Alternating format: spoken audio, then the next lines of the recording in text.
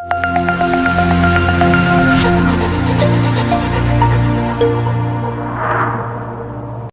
తలల పాము గురించి పురాణాల్లో సినిమాల్లో విని ఉంటాం. నిజంగా ఊహించుకోవడానికే సాధ్యం కాని ఈ 7 తలల పాము బెంగళూరు సమీపంలో కనిపించిందట. బెంగళూరుకి 60 కిలోమీటర్ల దూరంలో ఉన్న కనకపురంలోని మరిగౌడన్న దొడ్డి గ్రామంలో బుధవారం ఈ వింత చోటు చేసుకుంది. అదే గ్రామానికి చెందిన ప్రశాంత్ అనే వ్యక్తి 6 నెలల క్రిందట ఇలాంటి 7 తలల పాము కుబుసం కనిపించిందని చెప్పాడు. బుధవారం ఉదయం గుడి సిబ్బంది బాలప్ప అనే వ్యక్తి పరిసరాలు శుభ్రం చేసే క్రమంలో గుడికి 10 అడుగుల దూరంలో పాము కుబుసం ఉండటాన్ని వారందరూ కూడా గమనించడం జరిగింది.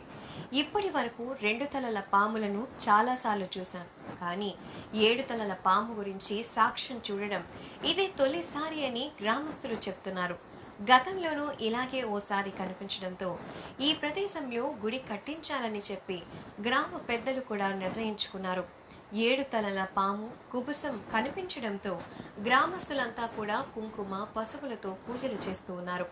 పాముల్లో సహజంగా 3 వారాల నుంచి 2 నెలల మధ్య కాలంలో ఇలా కుబుసాన్ని విడుస్తాయి.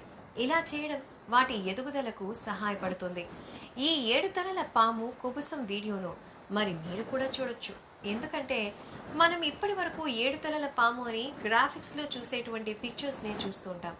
అవి యానిమేషన్లో డిజైన్ చేయించబడినవే, అవేవి నిజం కాదు. కానీ మరి కుబుసం సంగతి ఏంటి?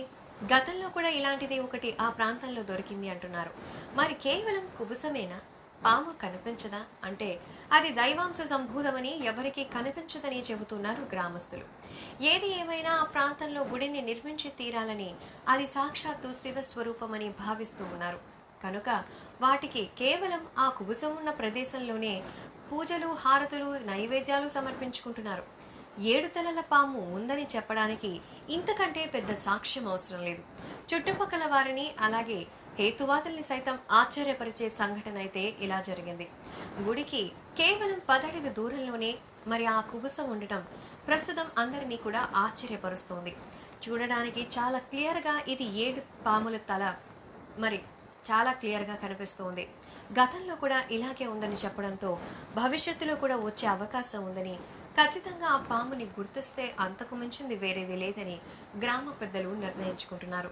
మరి ఈ 7 తలల పాము కనిపిస్తుందంటారా? చూద్దాం.